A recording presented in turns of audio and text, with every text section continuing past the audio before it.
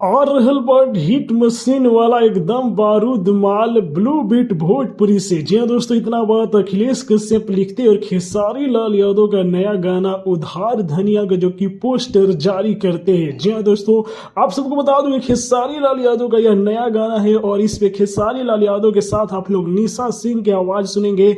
इस गाने को लिखे है अखिलेश कश्यप और मन्नू साहू। जी हाँ दोस्तों, वहीं पर इस गाने में म्यूजिक जो कि वी आर वर्मा के है और इस गाने के कंपोजर आदर्श सिंह है और वीडियो जो कि पवन पाल का है। जी दोस्तों, और यह गाना जो कि ब्लू बीट से जल्द आने वाला है। जी दोस्तों, रिलीजिंग डेट नहीं बताया गया और इस गाने में आप लोगों को भोजपुरी में कहर बरसाने वाली, सबके आंखों में जलने वाली जोड़ी यामिनी सिंह और खेसारी लाल यादव की जोड़ी देखने को मिलेगी। जी दोस्तों, तो उधार धनिया जो कि खेसारी लाल यादव का नया गाना है जो कि जल्द ही रिलीज होगा यामिनी सिंह के जोड़ी में। तो आप लोगों को गाने का पोस्टर कैसा लगा कमेंट बताइए, वीडियो को लाइक कीजिए, शेयर कीजिए। जय हिंद।